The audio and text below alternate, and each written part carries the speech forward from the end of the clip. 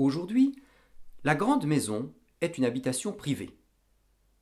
À côté se trouve la salle des amis réunis, gérée par le comité des fêtes du village.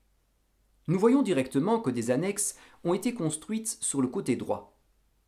Ainsi, la grande salle offrant un lieu de rencontre et de réunion aux villageois s'est vue agrémentée de toilettes, d'un bar, d'une cuisine et d'une scène, où se produit annuellement la troupe des planches à nu. Mais il n'en a pas toujours été ainsi. La grande salle correspondait avant à deux salles de classe, et la maison était celle de l'instituteur. À l'arrière du rez-de-chaussée, une pièce servait de maison communale. Le bâtiment fut construit au début du XXe siècle. Il remplaçait l'ancienne école en face de l'église qui avait été construite seulement quelques dizaines d'années auparavant contre un autre bâtiment. Nous pouvons les voir sur le plan cadastral de Pop. N'est-il pas étrange de changer si vite d'endroit?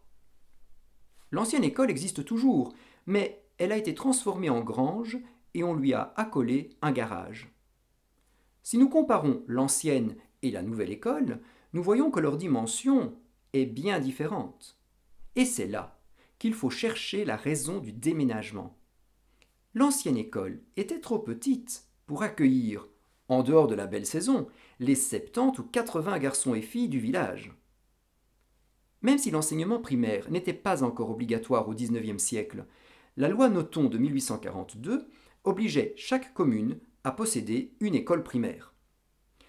L'enseignement n'était pas obligatoire, mais il devait être accessible. Voilà donc pourquoi on construisit une première école, puis une deuxième école plus grande pour accueillir les dizaines d'enfants. Avec la nouvelle école, on prévit une pièce pour le conseil communal. Auparavant, celui-ci se réunissait dans une pièce louée, le plus souvent chez le mailleur ou un échevin. Mais tout ceci ne dura que quelques décennies. En 1964, la fusion des communes de Wansin, Petit-Alais et Grand-Alais, pour former la nouvelle entité de Grand-Alais, rendit la maison communale inutile.